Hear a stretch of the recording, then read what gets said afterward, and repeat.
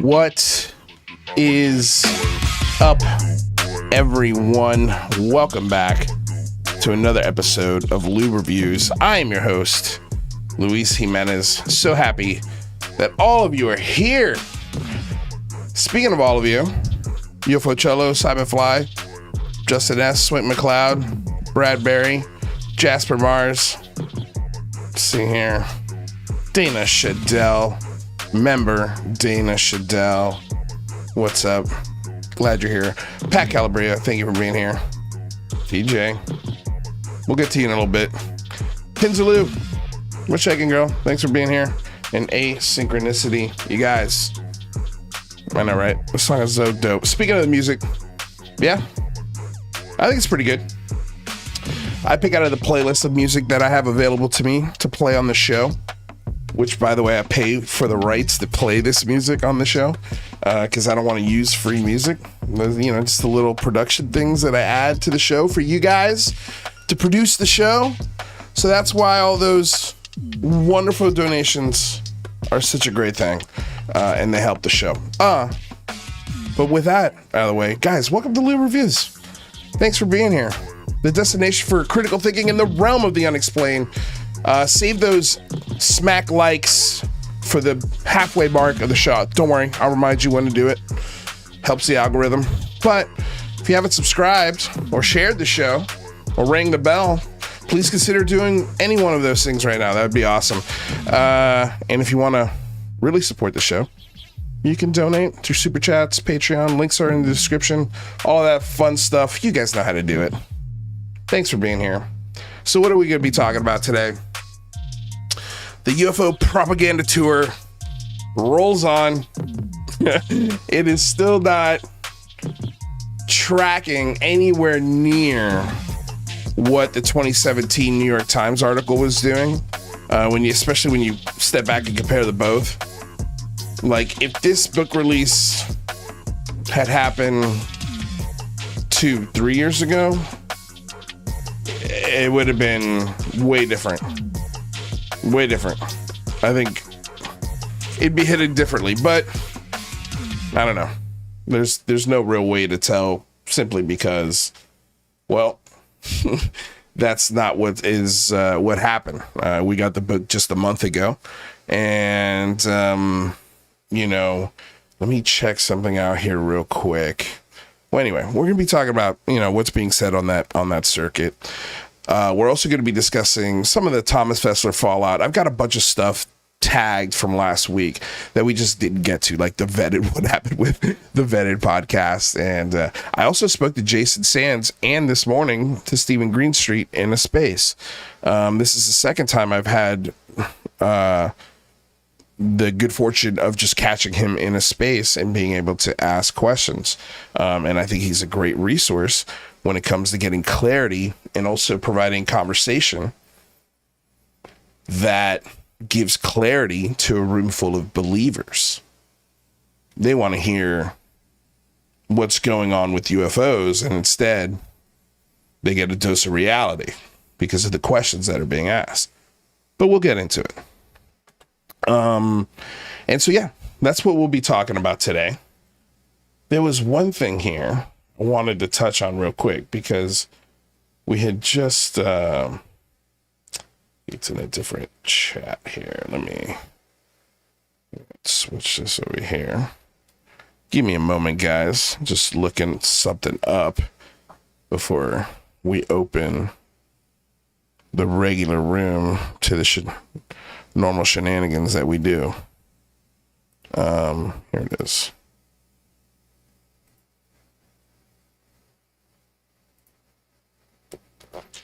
Let's see where we're at today. Okay. So, a week ago today, I predicted we had checked out the Amazon bestseller list.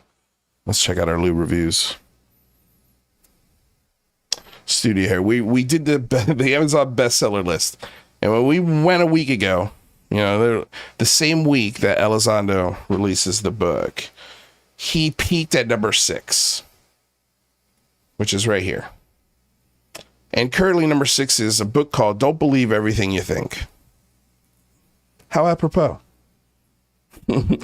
That's beautiful. That's the book that replaces Elizondo's place. This book has 4.5 stars. And it is got 12, almost, if we're rounding up, 12,000 reviews. But we'll say 11,600. Let's see where Elizondo's at.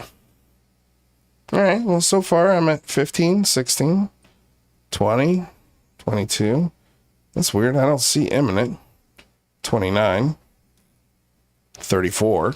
Oh, by the way, I predicted last week that it would be in the 40s. I think 43 is where I put the number at. So let's see where we're at. Right now we're at 35, and so far, no sign of imminent. Oh, there she is. 39. Number 39 on the Amazon bestseller books with 923 reviews and 4.7 out of 5 stars. Not quite the impact I'm sure people were thinking. You know, I know if I banged the drum for the better part of 2 months, I probably would have wished I didn't bang the drum. But needless to say, I was wrong. Okay? He wasn't number 43. He was 39. Whew.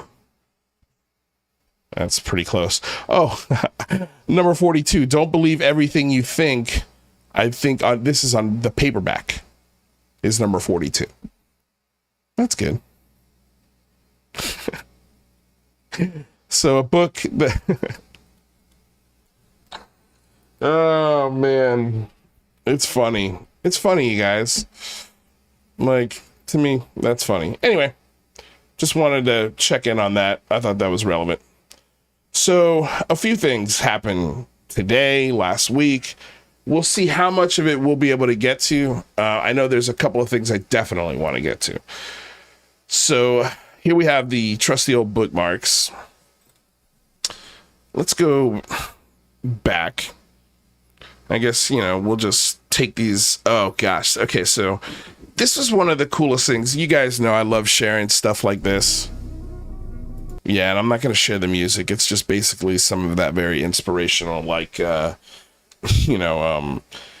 interstellar kind of music. So I don't want to play it because I don't want to get us smacked with the copyright stuff. But you here in the video audience and those watching on repeat can watch it. Those out there in podcast land, let me explain to you what's happening.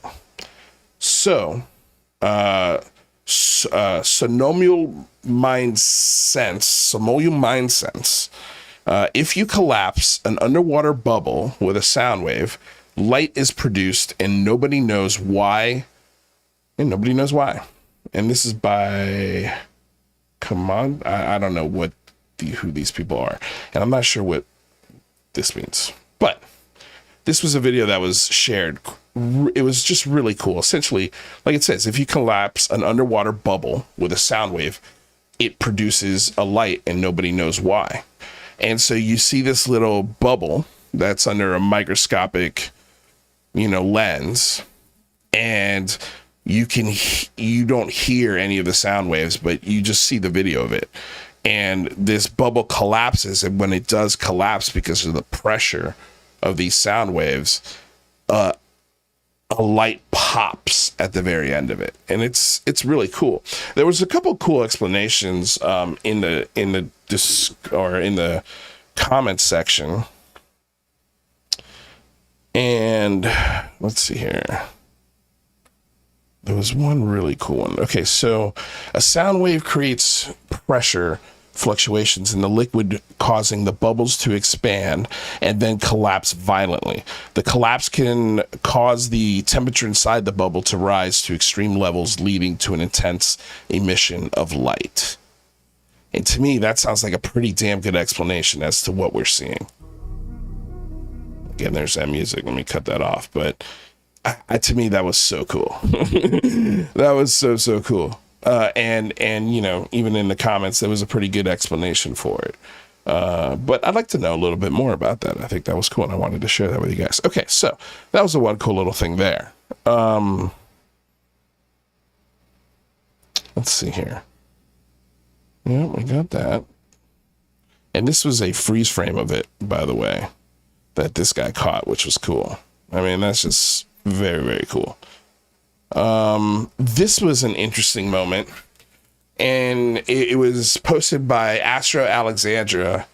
It goes by Space Communicator, and she's a really cool follow on TikTok. She talks about space. I'm not sure if she's an astronomer or not, but she points out something very cool here, and she goes, "Did James Webb Space Telescope detect city lights on Proxima B? No. The rumor is back, though." So this is, I don't want to say it's comforting to see that there's also disinformation going on that astrologists have to combat also through TikTok. I'm sure she doesn't want to be making videos like this, but feels compelled to because people are putting shitty information out there. And she doesn't want people spreading the rumor that there are city lights on Proxima B. But listen to this. I thought it was a pretty cool breakdown. Again, wanted to share with you guys here. Make sure the volume's good. Here we go. Stop scrolling and just have a listen, because you are going to want to listen to this one. Now, everybody is aware of the James Webb telescope. This has picked up city lights on a foreign planet, okay? 7 trillion miles away. That's right.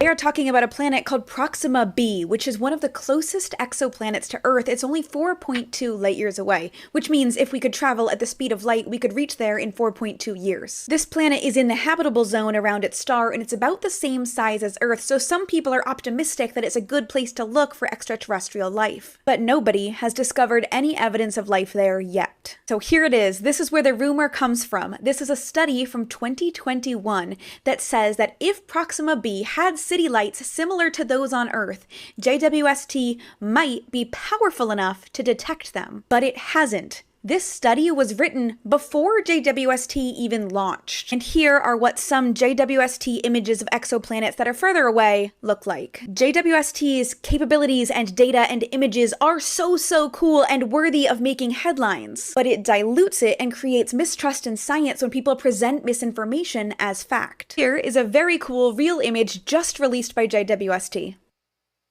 So there you go. Stop scrolling and just have a listen, because yeah, she's got to sit here and combat other conspiracy theorist TikToks,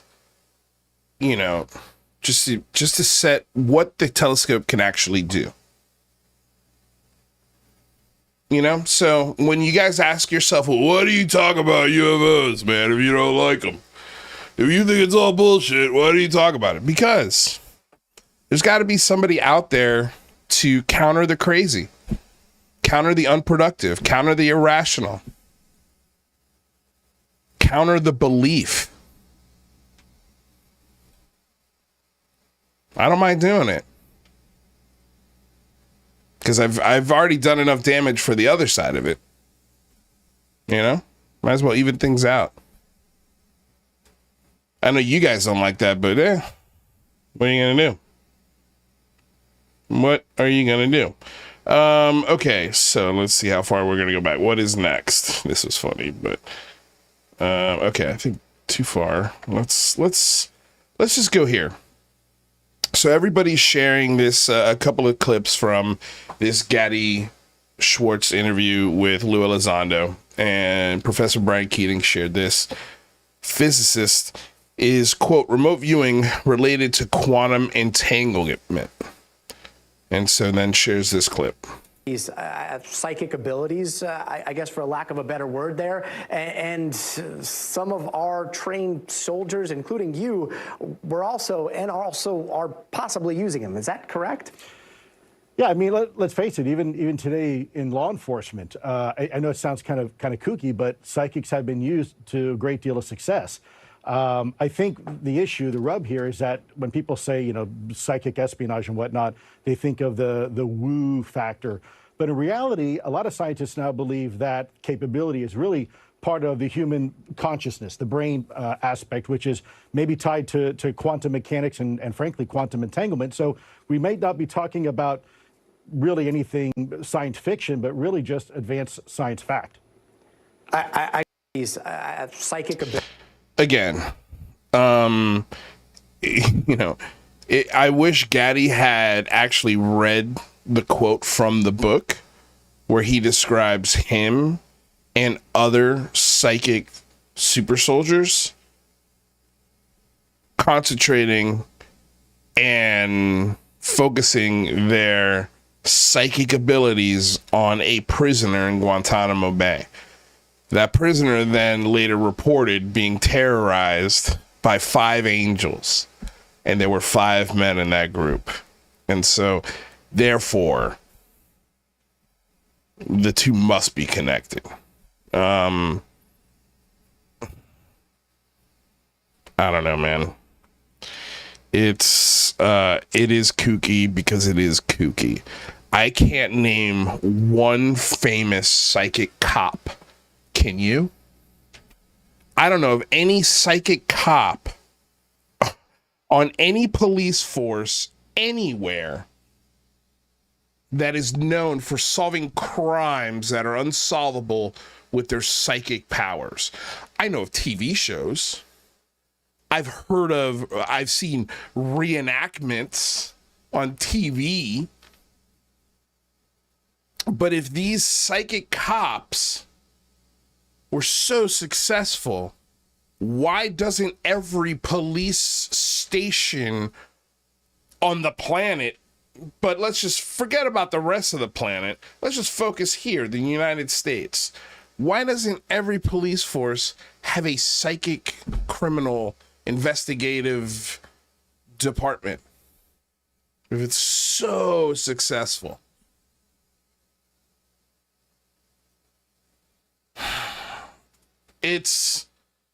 You're repeating lore. Like if he had named like 6 detectives where everybody's like, yeah, that guy solved Jimmy Hoffa. Oh yeah, that's right. James McGillicuddy, that's the guy who solved the fucking whatever, the Area 51 case or whatever. Like, why aren't all of these psychic cops solving crimes, not only just like murders, but like conspiracy theories? Why don't we get one of these psychic cops on JFK? It's so silly, man.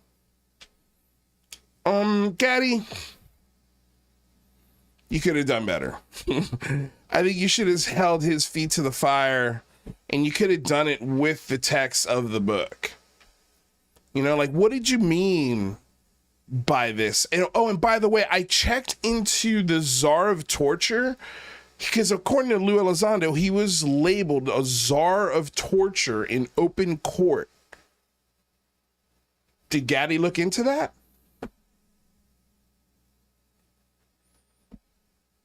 I'm thinking no.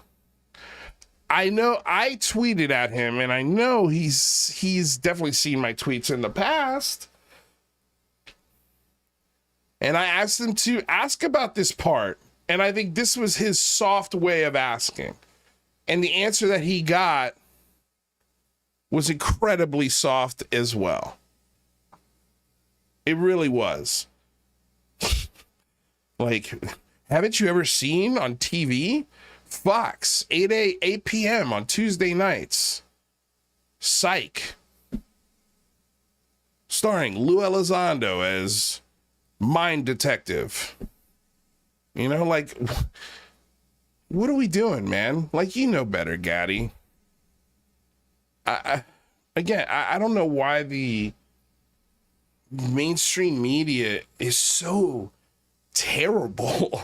Like, they are really fumbling this story. Out of all of the journalists, the mainstream journalists, I felt like Gaddy was covering it as fairly as you could as a mainstream media guy. But of course, in retrospect, like, it was just feeding this narrative. It wasn't really checking in to the claims that are being made.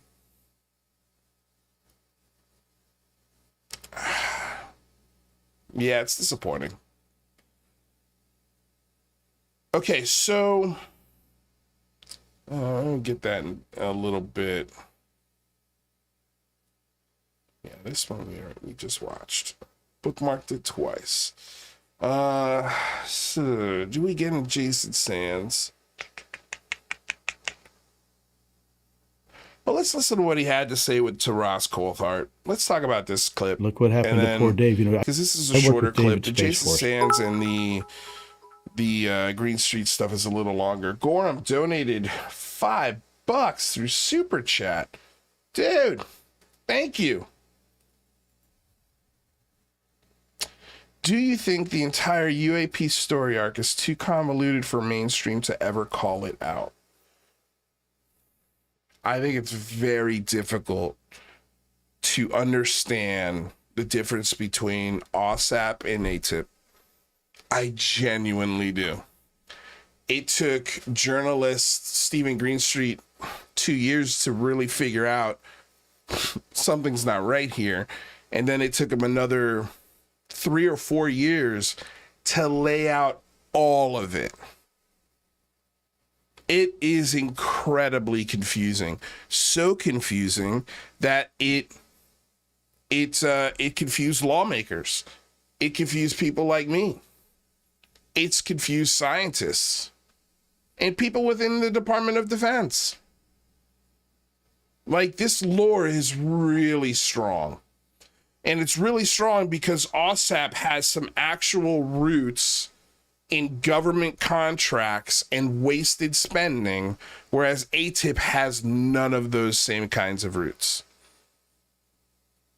And when you get a resume like the one you have with Lou Elizondo, I think a journalist just immediately looks at that, and Steven even points this out. Because he did it himself. I did it. Everybody's done it. Where you're like, oh my God, wow, this guy's been here and here and here and here, and he had this job and this job and this job and this job. Holy cow, seems pretty legit to me. And he's saying what now? It's so fantastical that I think you are automatically, and he does a great job of this, and this has been laid out now here very well in the last couple of weeks as well, since this book has come out, what Lou Elizondo's real role in AATIP and OSAP, the very little anything that he had to do with that. A lot of these things, turns out, are just borrowed stories. And he does a really good job at getting this discussion in the media. And for the last 7 years, people have let this guy be the face of this because in their heart of hearts, they really believe this stuff is real. And the more you can get this in the media, the better it is for the discussion. But it's a double-edged sword. Because now you've got a guy who's done a lot of really weird, manipulative tactics on a community of people, and has left this aftermath of content creators, journalists, normal, everyday, average, people who are just into the topic, in his wake. And it turns out that behind the scenes, it was Jay Stratton writing legislation. It was Jay Stratton having meetings and shaking hands with lawmakers and really doing all of the things that Elizondo is claiming he did. As far as we can tell, and it's been described before, AATIP was literally just a hobby. It was a hobby. And a lot of people have been asking here in the last few weeks because they see, oh, there's a rift between Elizondo and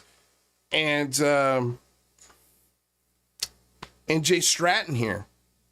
But yet they're doing a company together. They just announced this, right? Well, it turns out they actually signed together with that joint venture back in 2023, December of 2023. And apparently Jay Stratton's writing his own book. And a lot of the stories that were ending up in this book were being borrowed by somebody else, apparently. And that was pissing off Jay Stratton. I mean, all of this stuff has to be verified. But I don't know. We'll see. It just seems really petty. All of it just seems really weird and petty, and it just adds, for me, it just solidifies that all of this stuff is bullshit. All of the stuff that these guys believe in is bullshit. And yeah, there's a good discussion between me and Green Street about how this story spread, who spread it, why they spread it, and now how accountable they are as to where this discussion is. And when I say they, I mean George Knapp. Like, he's got his hands all over this, man. And he's played this to his advantage, and now it's not playing to his advantage anymore, and he's trying to distance himself from it. It's strange. Well, not really. You know exactly. And yeah, well, shit. Wait till you hear what we find out. I didn't know about George Knapp. Maybe I'd heard it before, but it just didn't hit as hard as it did today. But we'll get to that sound in a minute. Anyway, let's listen to this interview clip between Ross Coulthart and Lou Elizondo. And also, I should put up my fair use banner. This is transformative work. We're educating the public on the videos and clips we're sharing. This is covered under fair use. Whoopsie. And allowable by law. Let me do this. There we go. There we go. Okay. So here we go. Let's play this clip. There are forces, powerful forces, that don't want this story told. Oh, yeah. And they'll go to great lengths to keep it. Wait. We played this clip. Yeah. Yeah. We talked about this last week. If you want to get my opinion on that one, listen to that one last week. Okay. Sorry, guys. I thought this was a different clip from that same interview. Let's see here. We probably played that one. We definitely just played that one. Okay. Let's get... Okay, so this is the clip from CNN. So let's take a listen to this. This was from a couple of days ago. The U.S. government... And, again, like, you've got Lou Elizondo on CNN making big claims and getting people here like Margie Heron very excited. NHI or aliens are real.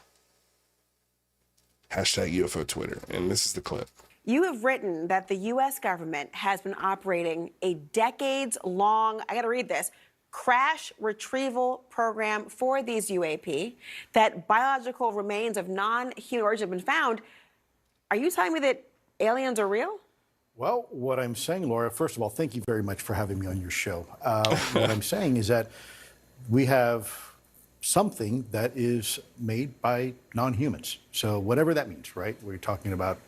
Whatever that means, right? Use your imagination. Whatever you want it to be. It's like a Willy Wonka song. Just pure imagination. Whatever you want it to be, it will be. Like, ay, man. Ay. Aliens in the vernacular sense, or are we talking about something that's been here all along? You have written that the U.S. government has been operating a decades-long... Very, very much for having me on your show. Oh, well, thank you very much. Was that the We whole clip? have something that is made by non-humans. So whatever that means, right? We're talking about... That was the whole clip? Aliens in the vernacular sense, or are we talking about something that's been here all along? You have written that... This, to me, is the more interesting clip, and I think this will sort of segue into what this show is going to be about. Because there is, again, we talked about this last week. Ever since this book has come out, there's been this re-examination of who these guys are, who these players are, what their role was, and so because people are revisiting this, they're finding, for example, the email that I had, from the producer of Disclosure Tonight. We dove into all that stuff last week. We went real deep into that stuff. So if you want to go check it out, go check it out. It's interesting. At the very least, it's interesting, and it seems like every day there's something new that comes out more about it. And there was a couple of things here in the last 24 hours, but we'll get into it. This was a clip that Stephen Greenstreet put out, and he writes, August 20th, Lou Elizondo releases a tell-all book about his experiences working for the Pentagon program called AATIP. August 25th, 5 days later, Lou Elizondo says he was not part of AATIP. Like, okay, so let's listen to these clips. So, George Knapp is having a moment here right now where it seems like he's asking tough questions of Lou Elizondo. And I don't think he's pressing as hard as he could. I think he could press even harder if he wanted. But there are reasons, and we're going to get into those reasons here in a little bit, as to why I think he's not. But we're getting, I mean, we had known from the start that George Knapp was upset with the 2017 New York Times article. And the reason he gave us was because he was literally asked to step aside from the New York Times. This was supposed to be his story. This is the guy that's been on the beat since the 80s, right? George Knapp should have written that story. But because of all of the players involved, they all got together and asked George Knapp, I'm sure it was like one of those support groups. And we're like, George, we all love you. And they all went one by one telling George what they love about him. But we need you to step aside for this New York Times expose. New York Times expose comes out. It's a bombshell. People are freaking out. George Knapp's riding the wave. He's hobnobbing with Lou Elizondo, doing interviews with him, getting the best inside track other than what the New York Times had. Obviously, Knapp was right there. Then we hear in 2022 at a conference, I believe. We'll get into the details of this with Stephen Greaser here in a second, where he basically says not only was he asked to step aside and he was upset about that, but also that he was upset about how many errors there were in the New York Times article. And that's what Stephen Greenstreet's reporting has exposed, is all of the errors in the New York Times article, including some of those videos have been solved, especially the go fast. But there are other errors in there, including the role of Lou Elizondo in AATIP versus AATIP, and what those two things were actually looking at. So many errors in that, and George is now talking about those errors, but he had nothing to say about those errors for almost 5 years. Why all of a sudden is he now talking? But this clip right here is a Coast to Coast AM clip. We're gonna pause it every few moments, just because it is a Coast to Coast AM clip, and this will get clipped, I think. But we'll see if we can skirt the line. But this is Lou Elizondo being interviewed on Coast to Coast with George Knapp, with George Knapp on August 25th of this year. So this was last week. So let's take a listen. No, I was not part of AATIP. I made it very clear in my book. Okay, so he says, no, I was not part of AATIP. I made that very clear in my book. Did you? Because in your book, it sounds like you were a part of AATIP. I was recruited into a strange and highly sensitive U.S. intelligence program. This job... Right. I was recruited into a strange and highly sensitive U.S. intelligence program, AATIP. And you know what? I'm also just going to mute this just because I'll read it for you guys. Okay.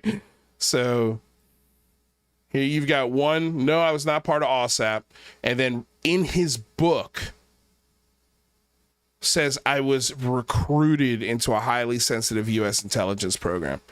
And that's his voice saying that, right? So tells George Knapp fucking 5 days after the book comes out, no, I wasn't part of AATIP. I made it very clear in black and white. He was recruited into AATIP. So there's contradiction number one. He also says the job transformed his life. And so then he repeats, no, quote, no, I was not part of AATIP. I made it very clear in my book. Jay and Rosemary's team needed a senior intelligence officer to set up counterintelligence and security for one of their programs, AATIP. And by the way, we get some more. If we find out who Rosemary Kane is today. So we found that out today. So that's incredibly valuable information. I'm going to share with you guys who that is once we get to the Stephen Greenstreet audio in a conversation that we were having in a space. So again, and we'll get to why I think that's valuable because I got some shit today for being in that space. But I'll explain why I was in that space here in a little bit. So yeah, we find out who Rosemary Kane is. And again, like, tells George, no, I was not part of AATIP, made that very clear in my book. And here we have 2 quotes from his book telling the world that he was part of AATIP, that he was recruited into AATIP, that they needed a senior intelligence officer to set up counterintelligence and security at AATIP. Quote, Jay explained that he helped create something called the AATIP, Advanced Aerospace Weapons Systems Application Program. So they came to Lou to help them with that. I don't know how much they, quote, they had come to recruit me, end quote. They came to recruit him. Again, he plays the clip. Nope, I was not part of AATIP. Made it very clear in my book. I met Dr. James Lakatsky. In a calm voice, he told me that AATIP needed a senior counterintelligence agent to lock down all intelligence about the program. So according to Elizondo, he was recruited, paid, and like literally like, you know, mentored into this AATIP program. But when you get him in front of you know, and George got him on the record, so you got to tip your hat off to George to actually asking him that question. But the problem is that he doesn't dig any further. And why? Why does he give that a pass? Again, we'll get into it. We'll get into it. So let's see the other quote. Jim Lakatsky formally asked me to handle the counterintelligence and security for AATIP. I phoned Jim over a secure line and accepted the role. Quote, count me in. Here we've got a quote from James Lakatsky saying that Lou Elizondo was not involved in AATIP, and that's from August 25th, 2024 in a statement to News Nation. So literally, he after that interview came out, he talked with somebody at News Nation, probably Ross Coulthart, and told him, hey, Elizondo was not involved in AATIP. I don't give a shit what he said on Coast to Coast AM. And all this stuff matters, guys. Like, this matters. If you're making the biggest claims in the world and you can't even get we can't even get a straight answer on what program you actually worked in and were part of. I think Elizondo desperately wants to be part of the AATIP, and that's why he put it in his book so many times, because AATIP has so many actual ties to funding. It was funded with taxpayer dollars. It's got lawmakers that were behind it. It's got legitimacy, whereas AATIP, no lawmaker had heard of it. Nobody was backing it up to get funding. It was not the same thing whatsoever. I think he creates AATIP, him and Jay Stratton create AATIP under the umbrella of AATIP, under this, you know, and it's just really them going, oh, we'll just make a new office and we'll say you were part of that one publicly. But then when he writes his book, he says he was part of AATIP. It's just like, dude, none of these guys can get their stories straight. And that should be a massive red flag if you believe this garbage.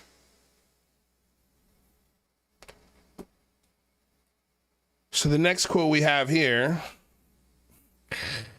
the new job at AATIP, quote, that was a quote from his book, and quote, soon after I started working with them at AATIP, Jay and Jim began briefing me on the program at AATIP. You know, like, it's like, dude, we need we need a journalist who is going to have access to Lou Elizondo actually ask him some fucking questions and bring up the inconsistencies, bring up the torture, bring up the bragging of those things, bring up the sock puppets, bring up all of the things that are major red flags in his story. We need one of you. Somebody, please. Like, we're desperate out here for some clarity.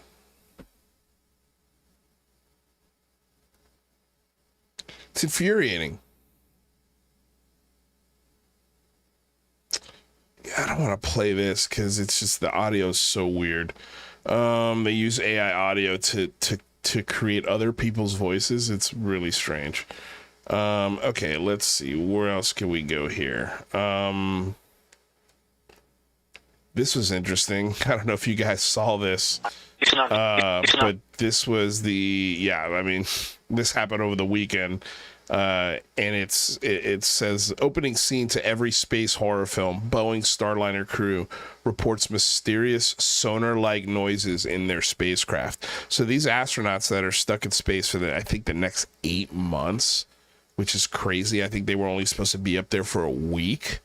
The details on this story are incredible, but basically, Elon Musk's company SpaceX is going up to save them. And it's going to take them 8 months to plan this mission, which is that's crazy. But it just shows how difficult it is to operate safely in space. That it takes 8 months to plan a rescue mission. It just goes to show you also how fragile, humans don't belong in space. That's one thing I agree with Avi Loeb. I don't know if we belong up there. I really don't. I think it's more meant and suited for artificial intelligence to go out there. It really is, because radiation, time, the value of life over, something that you can create.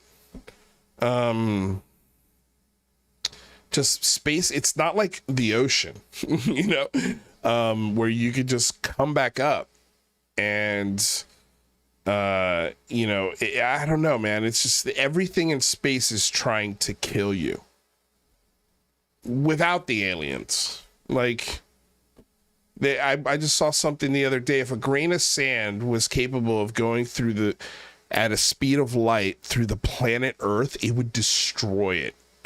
The impact of that grain of sand would destroy all of Earth. And it would take about, I think it was 30 or 40 years for the Earth to go into a new ice age. Wild. But anyway, let's listen to this. This is pretty scary shit. No, too. I've got a question about Starliner. Houston's with you, Butch. Go ahead. There's a strange noise coming through the speaker, and I didn't know if you could connect into the Starliner and let me keep mic and let you hear it. I don't know what's making it, but I don't know if it's something that maybe is connected between here and there, making that happen. But anyway, can you do that? We can configure that, Butch. Give us a minute, and I'll call you back when it's ready. Okay.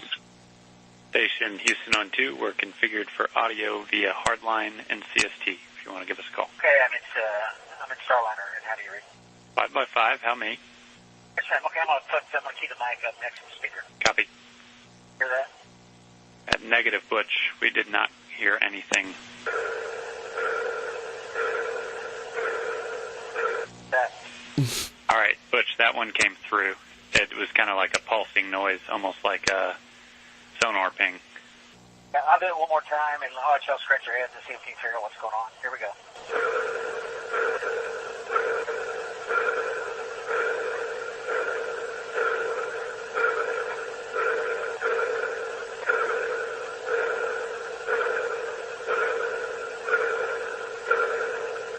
All right, over to you.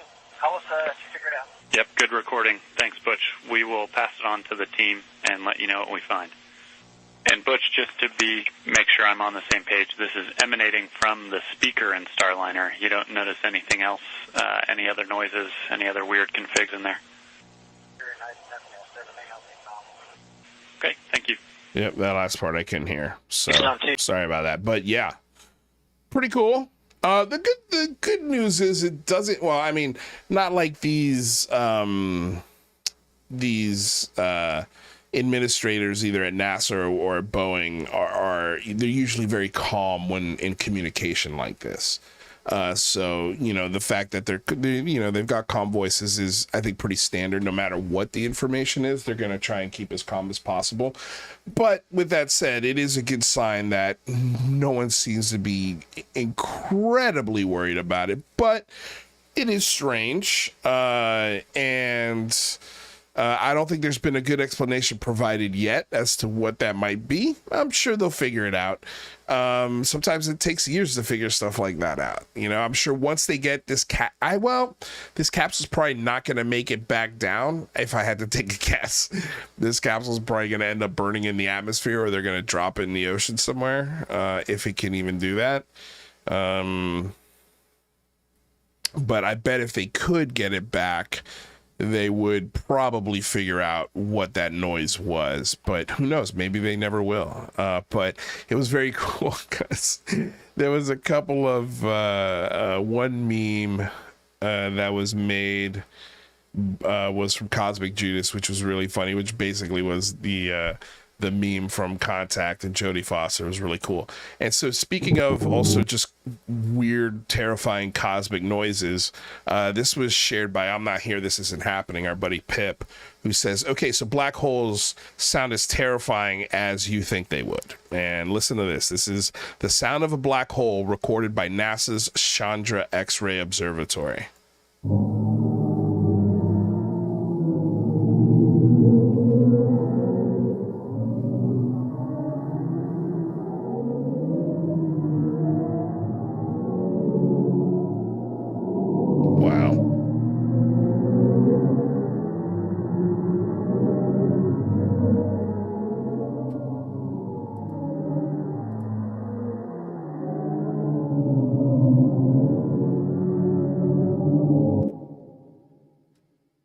Pretty wild, huh?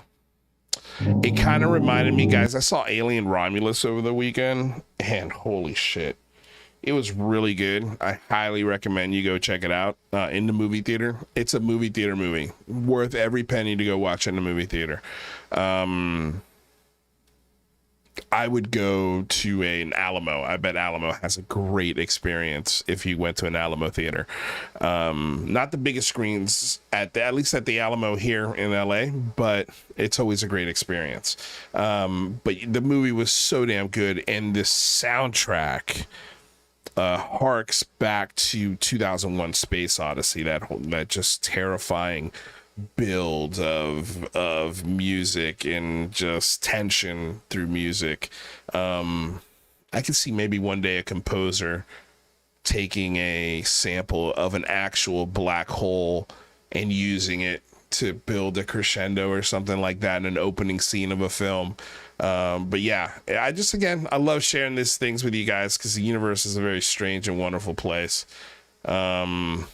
Okay, so this was interesting. This is sort of the response that we got from Tom Fessler in Disclosure Tonight from our criticisms of him and his producer and his researching buddy and partner that used to be a big part of the show.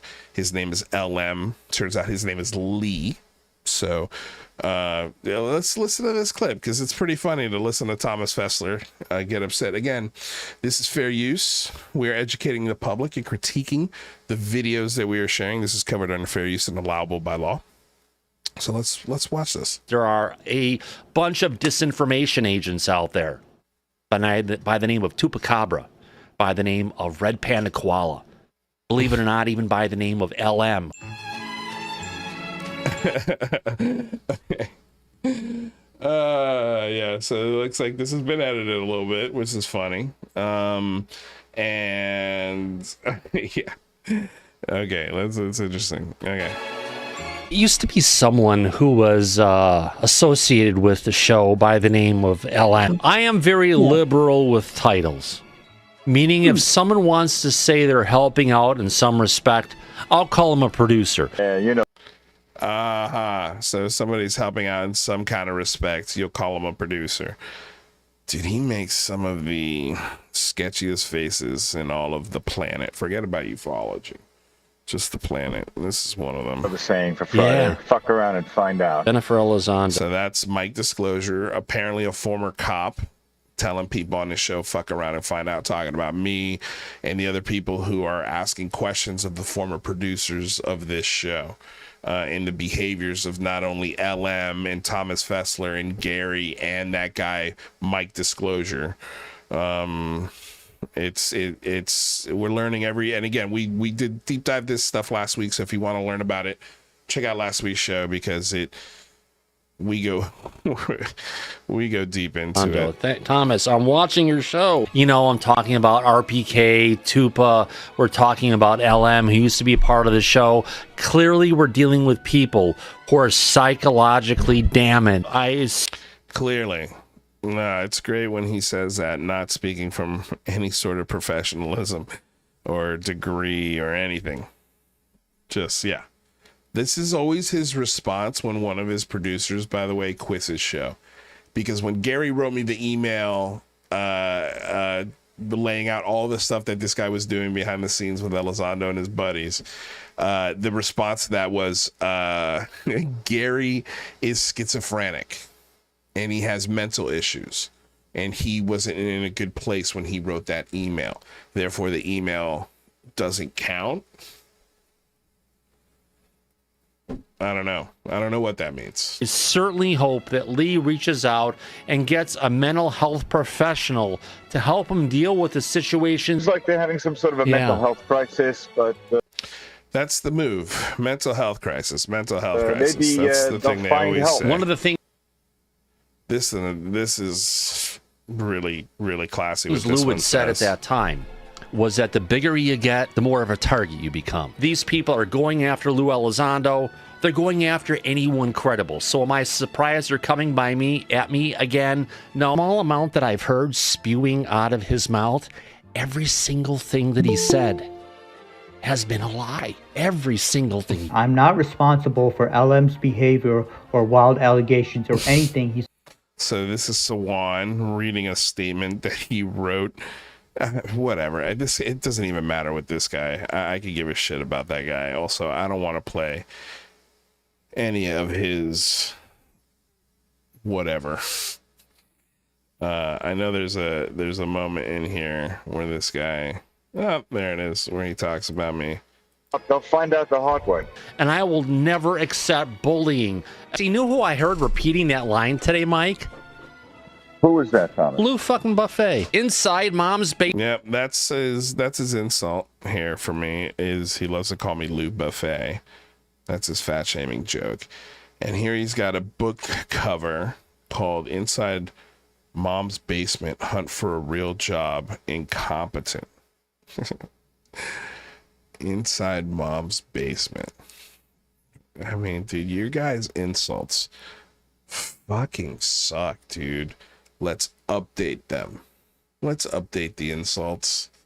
At least come up with something good. Like, fuck me. So many things you could have made. So many jokes.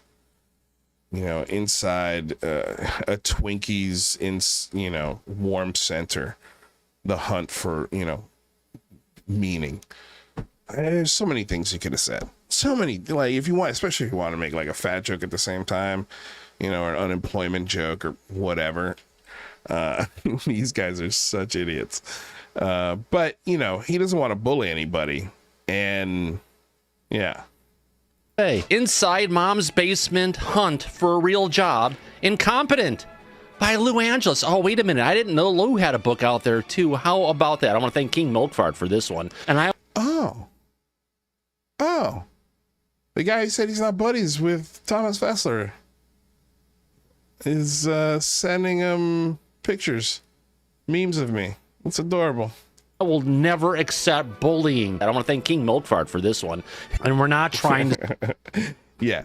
Okay. So classic Thomas Fessler response. He doesn't actually address any of the allegations, any of the things that were said, any of the truth to what's been said. He just calls everybody crazy, mentally unstable, makes fun of their weight, makes fun of what they look like. Again, never addresses any of the questions. So if you guys out there think you're going to get any modicum of fucking truth from Thomas Fessler, the only way it happens is when he completely loses access to everything. And he's desperate because he's got nowhere else to go. And maybe that day will come. I mean, it's already happened with so many different buddies and producers and friends and co-hosts and guests of that show that are never going back. It's a matter of time. I think maybe it will happen, but I still even think then, like, we don't get any sort of fucking truth on any of this garbage or nonsense. This was really cool. I wanted to show this to you guys. This was a drone display at the Bordeaux Wine Festival. And yeah, it just got really loud, undiscernible music. But you guys out there in podcast land, basically it's a set of, like, I'd say 300 to 400 drones creating a large wine glass over a river of water, and there is a set of drones that creates the wine glass, and then there's another set of drones that is creating this red sphere, and this sphere fills the wine glass to make it look like a red glass of wine. It's really cool. And then how these things split up into 5 spheres, all multicolored, doing all different things in the sky. Bordeaux, Fête, Le Vin. It's just really, really cool. Really cool. And I think, I'm going to go and say this is definitely one of the real ones, just because of the reflection in the water here in the river, and everybody's attention is looking up at this display. So that's what lends me to believe that this is a real display of drones, that they're really moving this fast. Nothing looks sped up. I mean, this just looks really, really cool. And again, like, just consider that the United States intelligence apparatus as a whole has had access to stuff like this for 3 decades. Think about that. Can you imagine being Paul Benowitz and filming something like this in 1990? Look at the spheres. Boy, oh boy. When it breaks up into these 5 spheres, that to me is like, look at that. You got a green one, a blue one, a purple one, a red one, and I don't know what this one could be. I guess kind of yellow, maybe orange. They all change different colors. They switch colors. Maybe it was green. Maybe it was a green one. Yeah, I think that's what it was. But dude, I mean, like, can you imagine seeing this 20 years ago on a camping trip? This would blow your fucking mind, you guys. And that's the thing with today, with 2024, is we should have a lot more UFO sightings. A lot more. With the rate at which they are claimed to happen, we should have sightings like this all the time. All the time. And we don't. We just don't get them. And the reason why we don't is because they don't happen all the time. They aren't as frequent as people claim. But let's listen to this. This is George Knapp. Stephen Greenstreet clipped this together of George Knapp and I think Lakatsky. Or is that Colm Kelleher? No, it's Colm Kelleher. So let's listen to this clip. I'm sure this will be pretty cool. The New York Times story was very important, but it got a couple things wrong. Here's Knapp talking about the inconsistencies in where the money went, and this is going to lead us up into these 2 questions that we had earlier today. $2 million that supposedly went to AATIP was OSAP money, and there's a lot of blurring of the lines. The New York Times article in December 2017 mistakenly used that acronym AATIP, and they mistakenly assigned Lou Elizondo. it's like he's giving an out. They just made a mistake. They knew about this mistake. They were told about this mistake, and they still refused to correct this mistake. So it's not a mistake if they're refusing to fix it. That is intentional. They are intentionally muddying the waters as far as I can tell. Because they should fix those things. To be head of this program, and that, you know, that was a mistake in reporting by the New York Times. Yeah, don't want to play this part because this is definitely copyright. But yeah, here it is, and another clip of the highlighted from Lou Elizondo's book. The main source of the New York Times article was Lou Elizondo. Or no, this is a quote. This is a highlight from. Oh no, wait, yeah, this is Lou. Is this Lou Elizondo's book? Sure, this could be Leslie Kane's book. Post AATIP events. I'm not sure. Maybe is chapter 18 post AATIP events in Lou's book? Let me see. I don't think this is Lou's book. I think it's Kane's book. But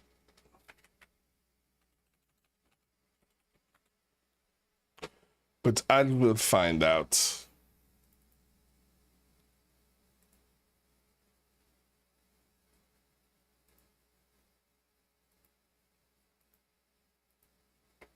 No, let's not do that. There we go.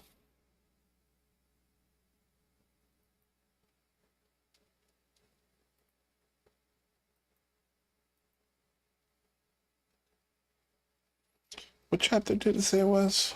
Chapter 18? Let's see. Where'd you go, my friend? No, let's... Chapter 18. Yeah, the chapter 18 is the 800-pound gorilla. So I think this is Leslie Kane's book that he's highlighting this from. But yeah, or did Leslie, maybe, no, it can't be Leslie Kane's book because Leslie Kane's book came out before this article dropped.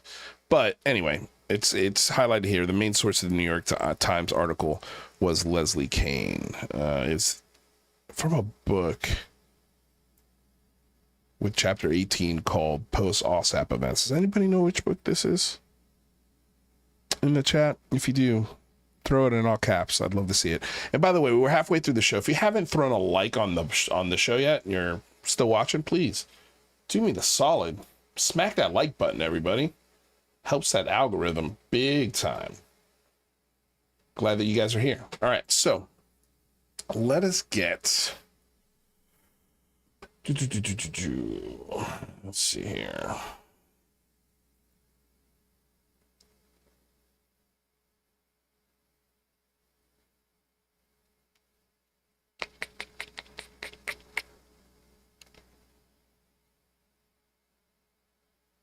Okay, so this was interesting. The Debrief put out, Tim McMillan put out this article just 10 hours ago.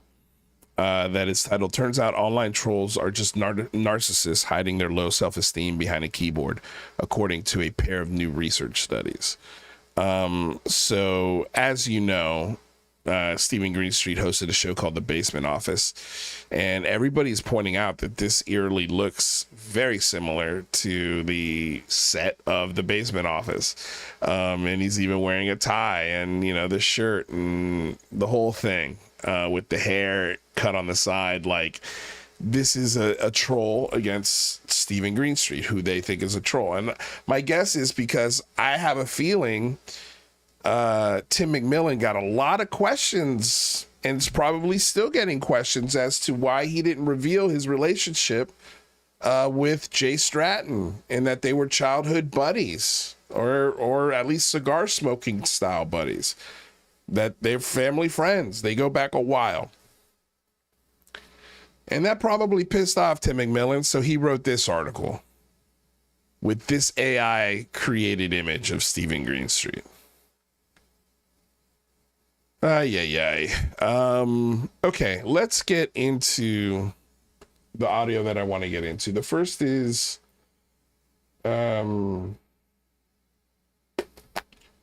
let's, I think I want to get into the Stephen Greenstreet stuff first, just because I have a feeling it might take the next hour to get through it, because I think the stuff that's revealed in this is a lot more important than the stuff that I talked to Jason Sands about. I kind of exposed Jason Sands to his nonsense a little bit in the discussion. It's, whatever, it's okay. Jason Sands makes up a lot of stories, but I think nobody takes him seriously outside the UFO community. So to me, it's not that, it's like, who cares? He's not as an influential player as, say, like a Lou Elizondo. So I think that's where we're going to go ahead and go to. So this was a space earlier today. And before I start this space, I have to make something abundantly clear to everyone who's a fan of this show.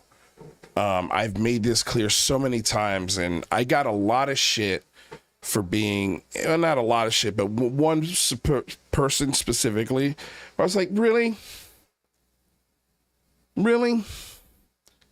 Okay, you should have DM'd me to get clarity as to why I'm in this space, because a lot of people will look at a picture like this and they'll go, what is Lou doing in a space being hosted by Chupacabra and Red Panda?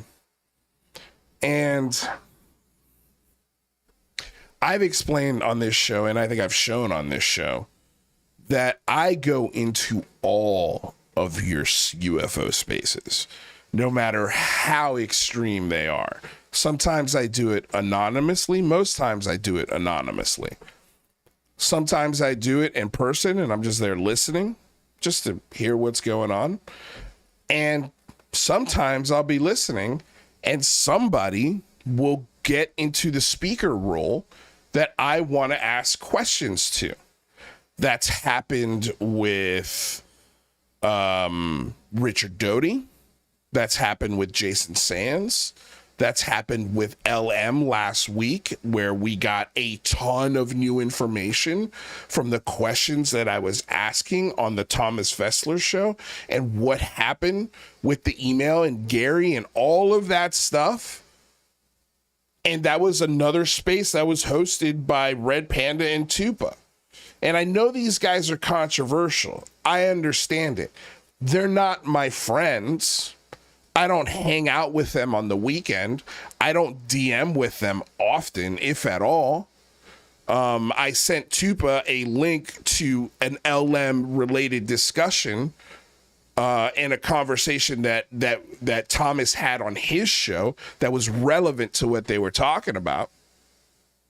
But I don't, like, the other day, Tupa asked me, hey, can I come on your show to promote my UFO timeline? I said, no. And he knows why. Right? But me, and I've told you guys also a million times that the reasons why I go into these spaces is for content. First and foremost, there's content not only for this show, okay, especially when it's relevant to the news or a book release. There's content to other projects I'm working on, including a movie that's in the works. And all of these crazy stories, crazy people, irrational conversations are great source material for the things that I'm working on.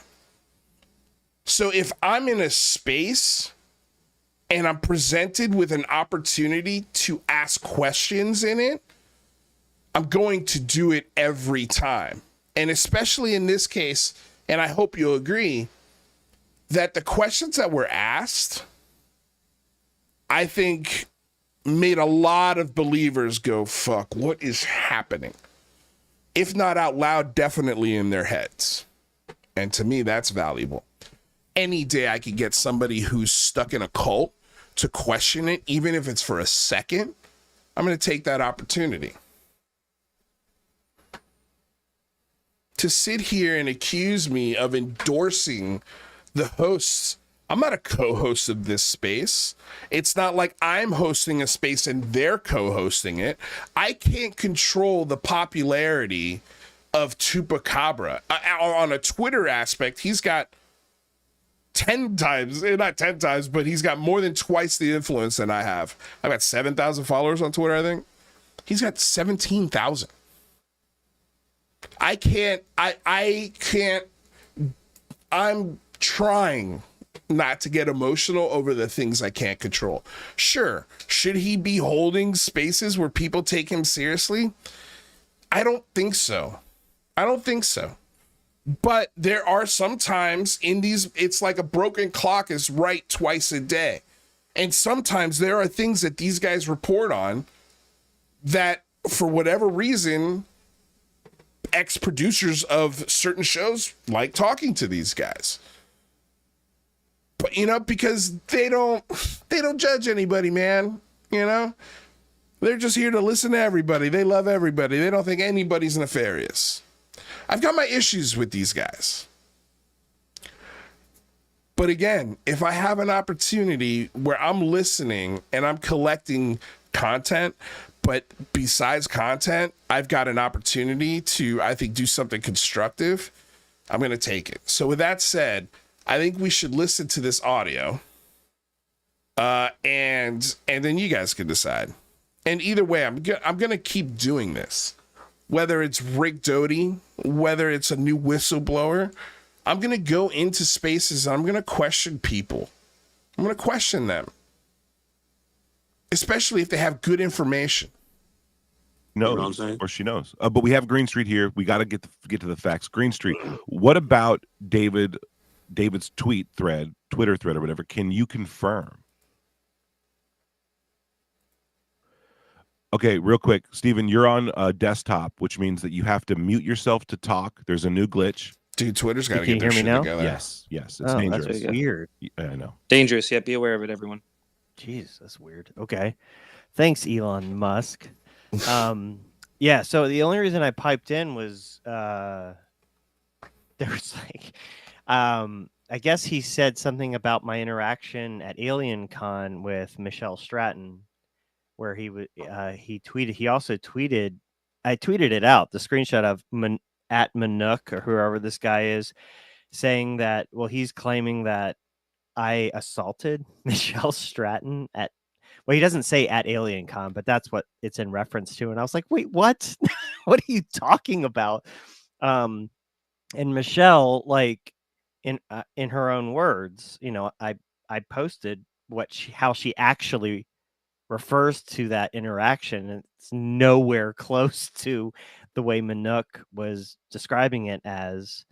Yeah, I mean, yeah. So like you see this like embellishment. So this is obviously a game of telephone among extremely emotional people. You know, emotional people telling a story in a game of telephone, and after like 5 people, it's blown way out of proportion. Like I'd seen the Harry Reid claims, but the original claim that I saw in black and white was, and again, this is just like, I think someone just said it. This is just people claiming stuff. You know, this is literally a he said, she said situation. So that's what it is. But I can tell you that specific claim has added more to it. Like when I originally saw it, it was, he didn't write that letter. He just signed it. So they're talking about the Harry Reid letter. The idea that there's this rumor that this guy's putting out there that Harry Reid was not in the right frame of mind when he signed that letter, that he was going through chemo and he had what they call, I think, chemo brain. It's a big accusation without any facts. And that's what Steven's addressing right now. The original claim that I saw months and months and months and months ago. And then just recently that claim has grown into, oh, he was under like chemo and like out of his mind and he was taken advantage of. And I'm like, well, you know, the way you told that story a few months ago didn't include any of those details, you know? But anyway, yeah, so I only piped in this morning because I was unfortunately brought into it. And so I felt like I had to be like, no, like, here's how it. Oh, initially went down. But that's good to hear. He had to get one last and he did it to me and Tupa too, and a bunch of people. They have to get their jabs in, right? Like they're so in the cult they can't be like just on the way out. Got to still hit Steven and Tupa and RPK with some slander. Well, I don't know this guy. I don't know what it's about. I just saw the thing and I was like, dude, no. And so I had to like tweet, the truth, which is here's the actual claim in black and white. And Steven, what you tweeted is like literally screenshots from a Discord, right? Now, I heard that there was, I think this happened in a Discord where Michelle Stratton was like talking about this. What David said here, I think, is from what I heard that same event where Michelle was just kind of like letting it all hang out. Is that from a Discord or was that a public event? Like, what is David talking about? It was definitely, a social media platform. And I don't want to get into like a lot of the other details right now. I will say that Minook's tweets this morning, I was like, oh, okay. Like I'd seen all that before, but I'd seen it from the source before is all I'll say. But I just wanted to, I think overall here, we need to think about what we can prove, meaning what evidence is there to back up whatever claims, and what is a he said, she said situation, but also what's the context of that he said, she said situation, right? And so we know that there's no evidence to back up Lou Elizondo's main claims to fame. I've reported this a ton already, right? So something's wrong there, but there also seems to be something there. Like there obviously was a group of people at the Pentagon that called this AATIP thing, this like UFO group chat or whatever you want to call it, this unofficial, unfunded thing. But if there's no evidence that Lou was really involved from a leadership position, then who was, right? So who actually was kind of like had the reins of this unofficial, unfunded thing?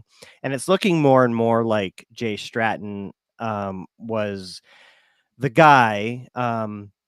Lakatsky claims in his book On the Record that he was trying to get OSAP back up and running up into the point he retired in 2016.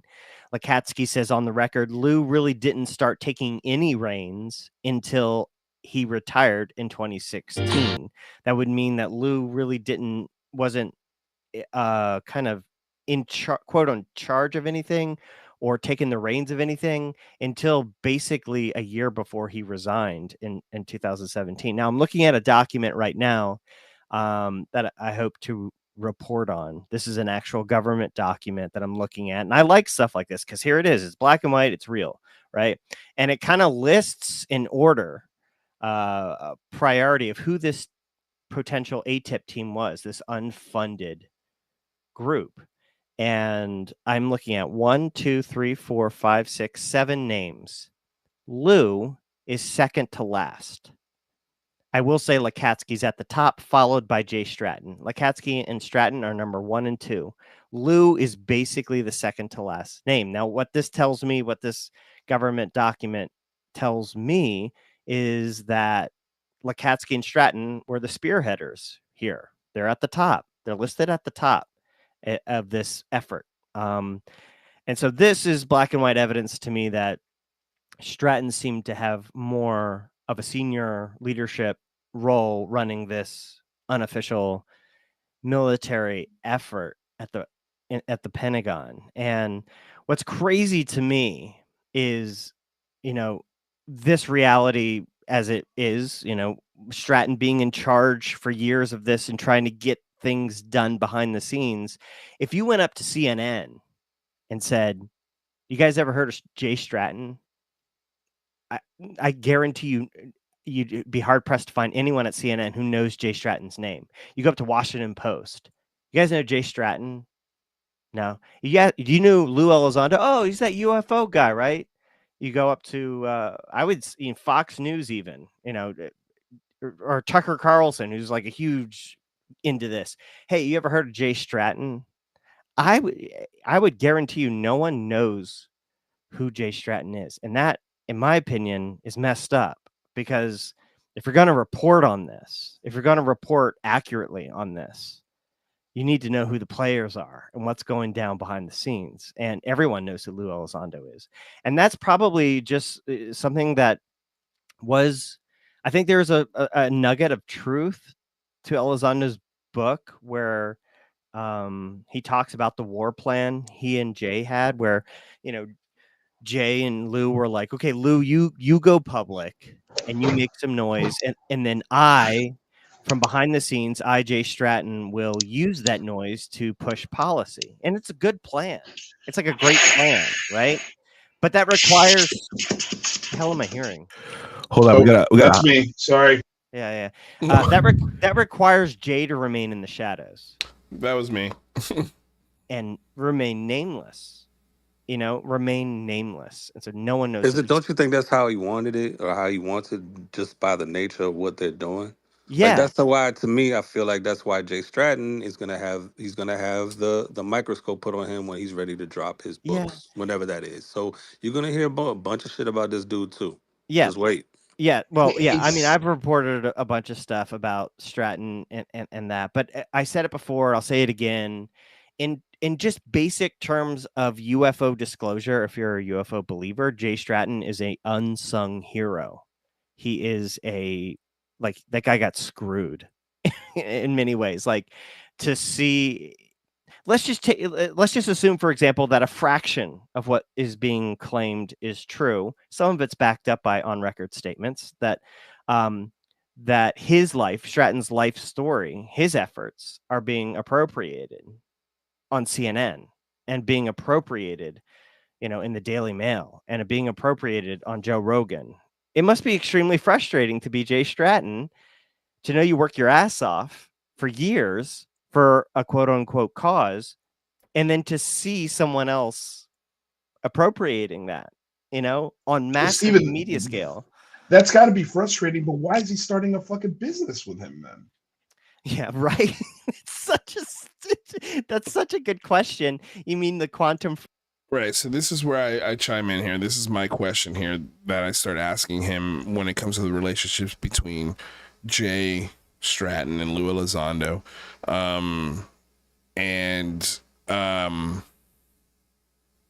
So this is where I joined the conversation. And I'm going to get into a minute why I blocked you, TJ. It's very simple. I'm not going to sit here and have arguments with people, arguing in bad faith and literally carrying the torch for the biggest asshole on the internet, because that's the only person liking your fucking tweets about questioning what I'm doing in these spaces, when I've explained before this space why I go into these spaces. And this is part of it. So I can play questions like this on the show. It's really simple. I'm not friends with these guys. You are. That's the difference. You amuse and entertain King Milkfart. And on a scale of atrocities, he's the worst committer of them.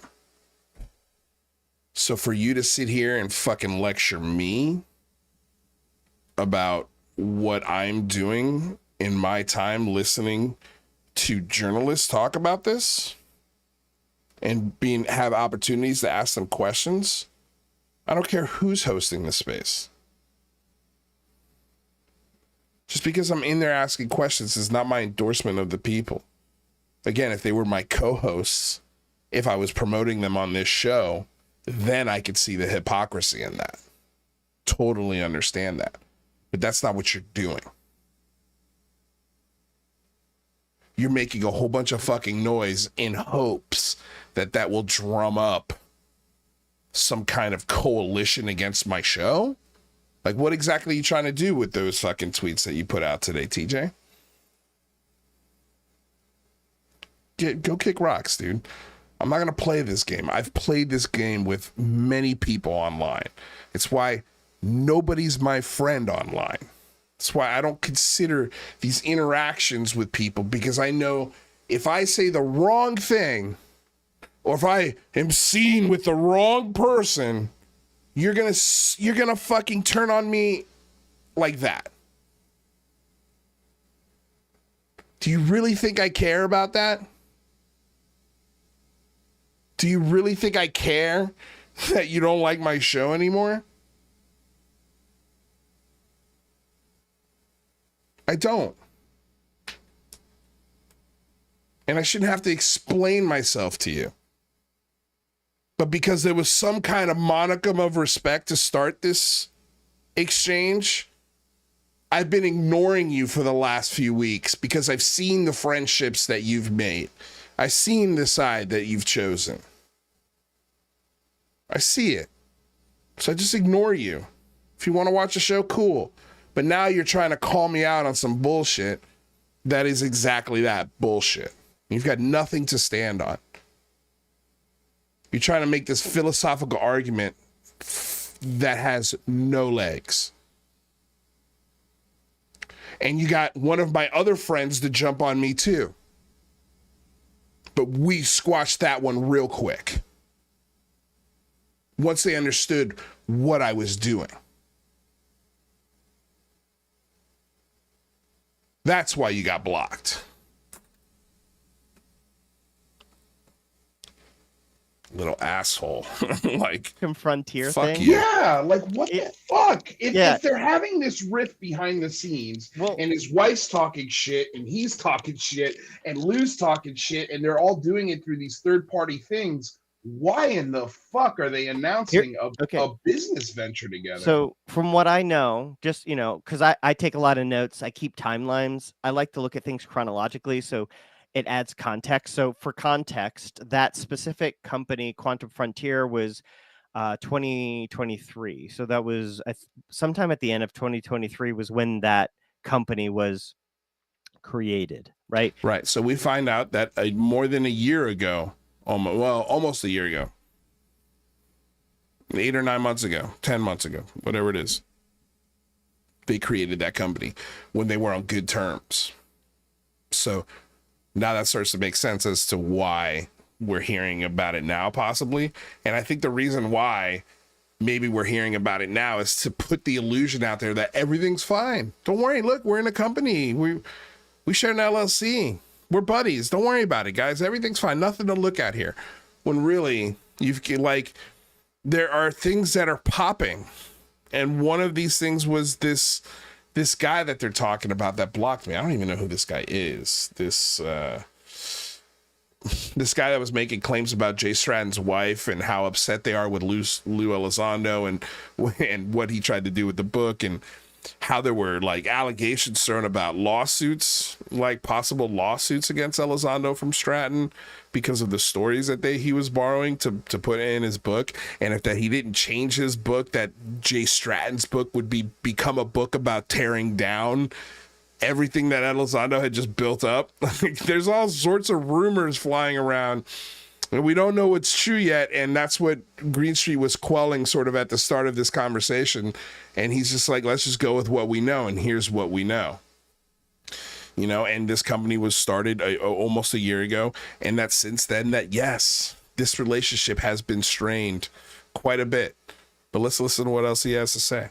Now, from what my observation, this quote unquote rift didn't really occur until spring 2024, just like months, the beginning of this year.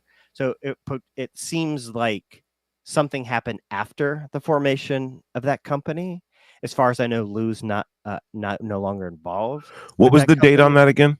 The last updated document I saw was June 2024. That everybody's signature was on. That was the last document I saw. That was a document that transferred from Wyoming, which is Lou's state, to Virginia. So that document that's not a formation document. That is moving the company from Wyoming, which is where Lou is located, to the state of Virginia. And I believe they needed that signature. Again, this is just like, and I swear, dude, if you keep doing this, we're just going to kick you out of this arena. Hey, someone might agree with me. Lou Review's audience stoked to listen to Tupa talk the whole show. He hasn't. This entire audio has been Stephen Greenstreet for the most part. And there's different people coming in here with different questions. Like, again, like you're misrepresenting shit. So if this keeps happening, but Sparky Pilot, any one of my mods out there, feel free to kick this guy out. Like, I don't want to put up with this shit from a fucking stranger who thinks he knows me. Like, don't need to. Like, it's so stupid. Like you're fucking buddies with King Milkfart. Get the fuck out of here, dude. To basically transfer that company out. As far as what I'm and seeing. That's the latest one. What's the first one you said? When did they start this company?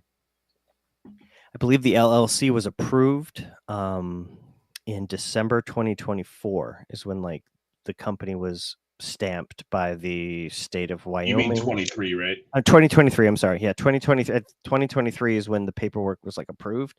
LLC was approved. I don't know. You have to understand something is like Stratton in a lot of ways speaks out of two sides of his mouth because like he knew basically he's known for years that parts of Lou's story he didn't agree with, but he went along with it. There is this sense of the ends justify the means. And Knapp, I pointed out George Knapp is another example of this.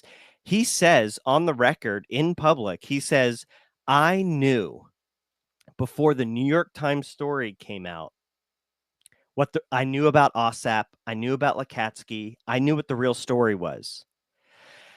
But I was basically talked to and said, you can't report this, George. We have to take it to the New York Times for the greater good. We're going to get more play, and the cause is going to be pushed further if you let Leslie and Ralph do it this way. And he kind of bit his tongue. And he says this. I'm not making this up. Like he says this in podcasts. Bit his tongue. It came out and he knew it was wrong. He says, I knew this story was wrong. I knew it was incorrect. And yet he was mum about it. Right? Because these guys think, oh, the ends justify the means. And I think with Jay Stratton, they're that same mentality. They're all part of the same group. I think there was that mentality of like, well, Lou's claiming this, but it is getting him on 60 Minutes, and that's pushing the cause forward. And he's a true believer, Stratton, like true believer, believes in the cause, believes in this phenomenon, believes in doing something about it. Right? That's what I feel, and his actions kind of back that up. I mean, that makes sense, but I mean, they had no contingency plan for this. And does that mean that they were just kind of improvising? They were making it up as they go along. And so when Lou's creating his own rules, they're just like, we'll adapt to this. Yeah, there was that initial plan, it seems, of like, you go out and make noise, I will push policy. And he did that. The very first briefing in Congress, post New York Times article, was led by Jay Stratton. You know, Mark Warner comes out of the room. There's a CNN clip. Senator Mark Warner walks out of the room, and CNN goes, "How'd the briefing go? How'd the briefing go?" Jay Stratton was in that room. It was Jay Stratton that held that briefing. So like the plan was like, if their claims are accurate, the plan was working. Noise was made, Stratton pushed policy. And I think at some point Stratton dabbled with going public. Remember? Like his first public appearance was with George Knapp on Channel 8, whatever that channel is in Vegas, and then with Jeremy Corbell's podcast, right? The first time he's on the record, here's my face, and then he goes to Alien Con, and then he does the Skinwalker Ranch TV show, and then basically nothing. And I think he was dabbling with, I want a little bit of that too. You know, like Lou's been riding this rainbow for 7 years. Like, it's my turn to come out of the shadows. And he was just completely overlooked. I mean, other than UFO fans, nobody in the mainstream media seemed to give a shit. Even when he went to Alien Con releases that Coachella type lineup poster. You know, it's like, here's our speakers this year. And Jay Stratton was like at the bottom in like the smallest font at the bottom of this poster. And I'm like, oh my God, really? Like for me, he would have been top billing because like that's the guy I think a lot of people wanted to hear from. And he's just kind of like just overlooked. And well, even you get top billing. Yeah, right. Hey, Stephen, I got a question about George Knapp. When the story first broke in 2017, I also remember George being a little bitter, being told to take a back seat and let the New York Times take this so that way it could get some legitimacy under its wings. But I don't remember George Knapp actively saying the story was wrong. And he hasn't done that until recently. Am I incorrect on that? No, so he said that in 2022 to the UAP Studies podcast. I have and then also Colm Kelleher said the exact same thing. The original cut of my May 2022 episode had that soundbite. It doesn't have that soundbite, but yes, in 2022, so over 2 years ago, he says the words. In fact, I had it up yesterday. I tweeted a quote from him yesterday, but in the 2022, he says, "It was wrong. It was incorrect." And it's in that podcast. Basically, I don't know why he's so more candid. Maybe because of what he knew the audience wasn't going to be as big, but UAP Studies podcast, George Knapp, 2022. He's very open and candid, and he talks about how he had the story and how he knew it was wrong and how he was frustrated and how he just kept his mouth shut because for the greater good. Yeah, that doesn't make any sense. So he sat. To me, I think the more likely story is that he sat on it for 5 years because he saw how popular it was. Obviously, I'm sure he saw a boost in all of his ventures as well. And so he rode that wave until he saw it start to die out and said to himself, okay, well, now I'm going to talk about it. Now I'm going to clear myself of this and be the journalist. And he chose when to be the journalist.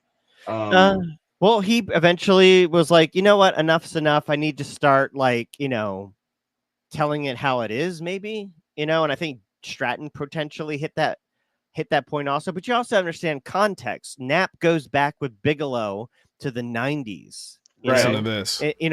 And Bigelow, Ossap, Bass, Nids, Lakatsky, Stratton. I mean, Stratton and Lakatsky were like the top two guys on Ossap, big Bigelow guys. Lou was basically not involved with that whole effort. And so I'm sorry to cut you off, but I think of George when Lou Elizondo first came out and the podcast that he was doing with Lou and the things that he was doing with Corbell to sell all of the things that turned out to be bullshit, the hero, I'll never lie to you, all the things that everybody thought was, like you said, on the up and up.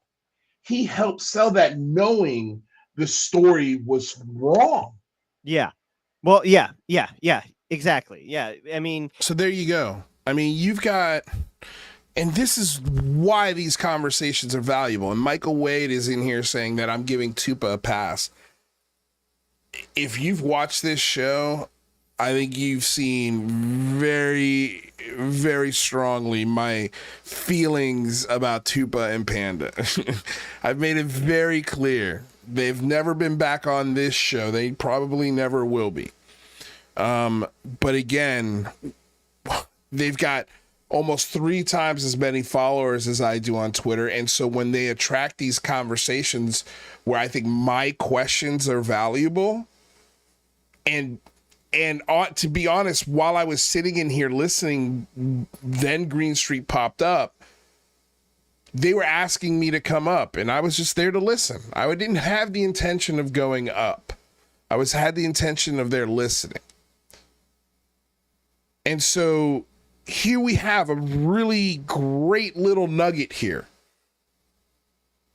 And to me, this in front of a room of 100-something people who I think mostly are believers in this discussion, just found out that George Knapp, the cornerstone of the UFO journalistic integrity, sat on incorrect facts on the New York Times for 5 years before he said anything. He rode the wave of Lou Elizondo until it crashed upon the shore and died out. And now he's taking his surfboard and he's trying to find a new wave to ride. And he thinks, I think, that the Colm Kelleher, the, OSAP boys, like Stephen Greenstreet said, the Stratton, those guys are the guys that he's going to stay loyal to, because he goes back with them all the way to the 90s and the Bigelow days. And we're about to hear right here that George Knapp was on the payroll of Bob Bigelow and NIDS and OSAP. So when he was writing articles and doing, news exposés on Area 51 and OSAP and NIDS and talking on Coast to Coast AM and doing his Las Vegas journalistic news, what do they call it? It's not opinion pieces.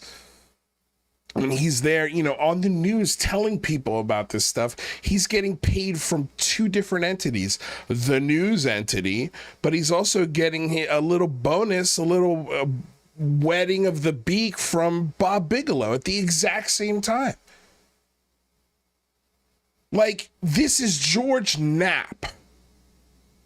Straight up, I don't know if you want to say lying, but just straight up not telling you what the facts are when it came to Lou Elizondo. And he's known this whole time. And yet he still refuses to throw Elizondo under the bus for all of the lies and just muddying of the waters and maybe even messing up of their legislation that would continue this party going for another 30 years. They are dying for the UAPDA to get passed.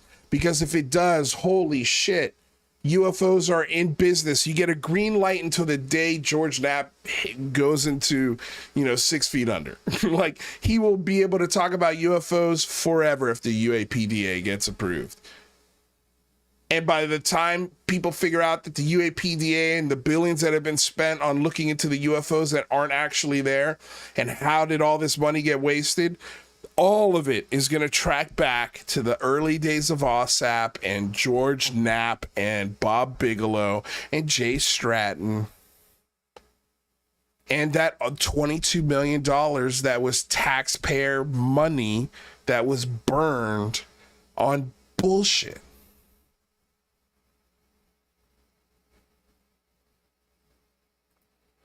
Zero Cool with a question. Why do you think Elizondo is more vocal about disclosure than the OSAP guys? And why are the OSAP guys now upset with Elizondo? Yeah, that's what we're talking about now. Because Elizondo, AATIP was a hobby. And he attached AATIP to OSAP for the last 7 years in telling this story and lore about his job and his experience within the DOD when it came to UAPs and UFOs. And it turns out that all of that stuff was really Jay Stratton. And that's why these guys are upset with Elizondo. Because he didn't do anything in OSAP. He didn't really do anything in AATIP. He was just a public-facing punching bag, essentially, for the public to come and tell the public about this program called AATIP that had no funding, that has not one piece of government paperwork that ties any budget or responsibilities or anything to Lou Elizondo or anybody for that matter. All of that was under the AATIP thing. And now Elizondo's gotten a little bit out of control. He's written a book and he's stolen some stories and they're not happy with him. I don't know. That's basically what's going on. But let's listen to a little more of this. And he tries to, if you look at that first interview with Elizondo and Knapp, I believe in 2018, Knapp does bring up OSAP. He brings it up in the first interview and tries his best to separate the two. OSAP was something else. You were involved with something called AATIP, right? And Lou's like, yeah, OSAP was something else. I came in and handled AATIP and blah, blah, blah. So there was an effort on Knapp's part to kind of, set it up as two different things. But yeah, as in being clear as to what he actually knew. No, there was a. I mean, if there were no follow-ups to that once the answer was given. If George Knapp came out in 2018 and was like, the New York Times article is bullshit, it's completely inaccurate, and he would have probably been written out of the UFO community at that point. Like, right. It would have just destroyed like his access, his momentum, his popularity. He would have become like persona non grata. He would have become 2020. Oh, he would have been you. Yeah, he would have been me. Like if he had just like come out and like nuked it in it. Right. And that's not good for business. That's not good for business. I can't sell Secret and Hunt for the Skinwalker if I'm nuking the UFO lore about Lou Elizondo, and I'm perceived as, because again, 2 years ago, 3 years ago, when Green Street was doing this, when I was doing this, simply questioning Elizondo on this was perceived as an act of treason. It was considered an attack on Elizondo's character and who he was. And here we are in Green Street's case 3 years later, in my case 2 years later. We're right. We were right about it. And every single day we get more little nuggets and more confirmation that changing the format of this show and exposing what I saw when I saw it was the right move. And there's nothing I would change about ending the UCR run. And again, if you guys aren't familiar with the unidentified, because I've been getting a lot of questions. What was the unidentified celebrity review? What was the big phone home? I answer a lot of those questions in my playlists. I've got a UCR playlist that has some of the older episodes. One of them being our big phone home segments, which is an 8-hour segment. So you get a really good idea of what the big phone home was. We've got our 3-hour breakdown of how we got manipulated and used and essentially blackmailed third party by Lou Elizondo. We explain why I ended the show. I say we. I mean, I always mean me. But I think of we as the audience, the fans of the show, the people who are here, my former co-hosts. Even when I talk about the show today, I always say we. Because this isn't, it's not just my show, it's your show too, as much as it is mine. To a point, of course. And some people learned the hard way today. But like I don't give people passes on this show anymore. Like that's not what I do. We don't do that anymore. But again, when opportunities arise to get moments like this where we learn what George Knapp knew and why didn't he report the way he should have. I mean, these are nuggets that we didn't have yesterday. We got them today. You're welcome. Like, you're welcome. And trust me, when my movie comes out, you're going to understand why I spent so much time in these spaces. Like, you're going to get it. Okay? And when I tell you it's going to be hilarious, it will be hilarious. Okay? But, like, yeah. It is what it is. All right, let's in its infant stage. But these are, I mean, you could tell actions speak louder than words. These are activists. These are people who have invested years, if not decades of their lives pushing for a thing, and anything that might threaten that thing, like they're going to, be chill with it and cool with it. They're going to allow it to, even if it's not completely accurate, kind of push forward. I mean, when you read that New York Times article, it says, Pentagon officials confirmed to the Times Elizondo's role, right? Well, they're talking about Jay Stratton. Jay Stratton talked to the Times, talked to Leslie Keane, and said, yeah, Lou did that. Even though Stratton knew that wasn't true. He currently claims it wasn't true, but back then he said it was. So it's like, this seems like it ends justify the means. That's such a weird take to do in a topic like this. Like it seems like it has no other result other than it's going to bite them in the ass. Being willing to lie to everybody about this stuff to sell a story and inadvertently inflate someone's ego so big that it can't be taken down is very weird. Well, you That gotta doesn't admit, sound though, like politics. That just sounds like politics. That's a good well, point. you gotta admit, though, George Knapp has threaded that needle beautifully. Yeah, has he? Because like now it's like the camps, like it's obvious that Stratton. Well, now, right today, I don't know, but for the last 7-8 years, yeah, I think he has. Yeah. But eventually, yeah, it catches up to you. Real quick, let's get to some hands. We got So that's basically all the questions that I got to ask Stephen Greenstreet in this discussion. And again, like, I think these moments are valuable. First of all, I can't sit here and host spaces every day for 5 hours a day in hopes that a Stephen Greenstreet comes in. What I can do is when I'm working or when I'm doing other stuff in the office and listening to stuff in the background, I can find and sort of farm for moments like this when I'm listening. Even when I'm listening anonymously and somebody like this pops in, I'll check out of anonymous and pop in as me so I could get in some questions. And again, that goes with, and I've done it before, and there are videos that are pinned to my profile with this stuff of questioning Rick Doty, of questioning Jason Sands and Anjali and all of these liars, and all of these hoaxsters and all of these bullshitters. And there's a flip side to that sometimes you're going to get journalists and people that do a really great job of lining up information and painting pictures. And when we're talking about the release of this book and the biggest thing right now that the community and even I think the news stations have is they still don't know exactly what the hell Lou Elizondo did for AATIP or AATIP. They still don't know. Here we are 7 years later and we still have no fucking clue what is going on.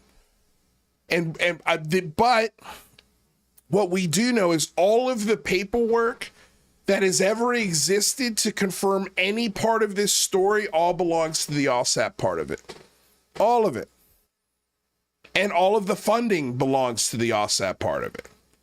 AATIP is missing all of that. The only thing it does have is a signed letter that Harry Reid didn't even write. And that is like, we're learning stuff about this letter every day.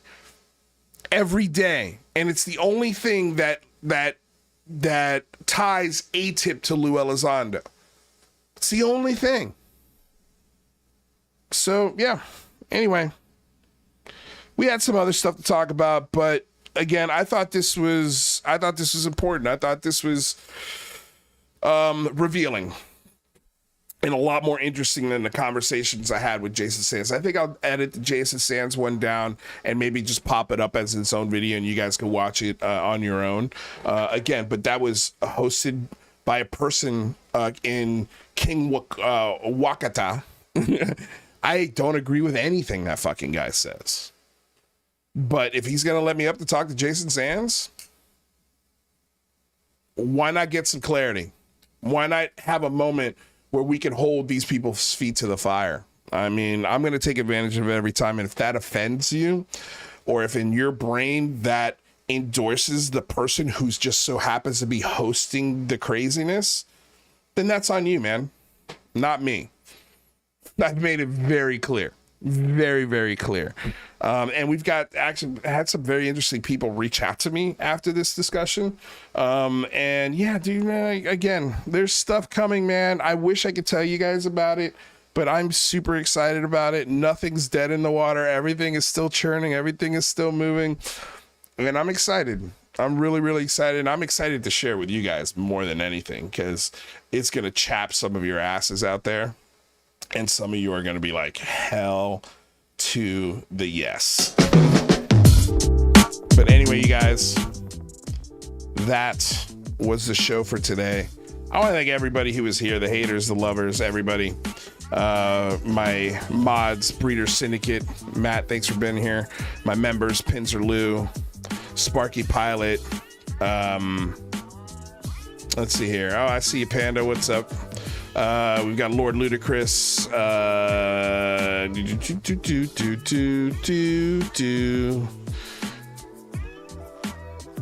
Anyway, everybody that was here. Michael Wade, Zero Cool, Breeder Syndicate, Steve Long, Bobby Broadway, Bad Peoples, Yofo Cholo, what is up, my dude? Thanks for being here. NeuroStream, what's shaking? You guys, 75 YBA. Thank you all, Sandra McConnell, for being here.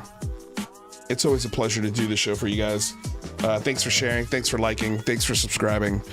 Thanks for hating to the ones that are hate watching out there. I appreciate it. You guys will have a show Friday, I guess. We'll see what's going on for the rest of the week. See if we get any other things we could talk about. I don't know, it's starting to die down now. Now that the UFO wave is crashed upon the shores, I think the thing that people are waiting for now is the hearings. So we'll see what happens. Who knows? Maybe in the next week. But football's coming. So many things happening. Fall is setting in. We're in September. All the kids are back at school. Yeah. Anyway, you guys, enjoy the rest of your week. Love most of you. Most of you. Of course, before you get out of here, don't forget to check out our links to Patreon in the description below if you really want to support the show. It's a great way to do it. Thank you for embarking on this journey of discovery together. Stay curious, stay skeptical, and thank you for subscribing to Lou Reviews. Until next time, you guys, thank you for helping raise the bar. Have a wonderful night. We'll see y'all soon. Peace out.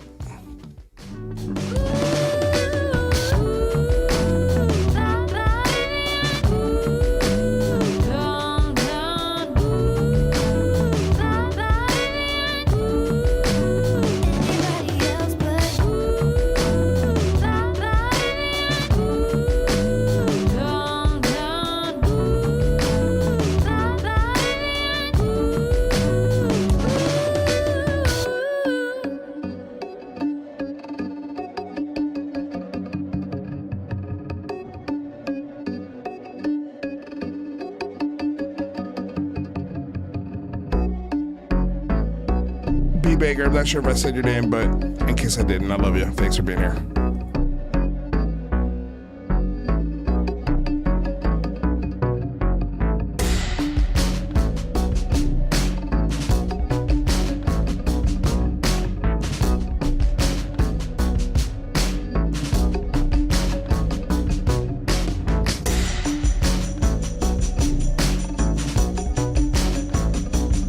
Oh, hell yeah. Hell yeah. Hell yeah. That's all I got on that.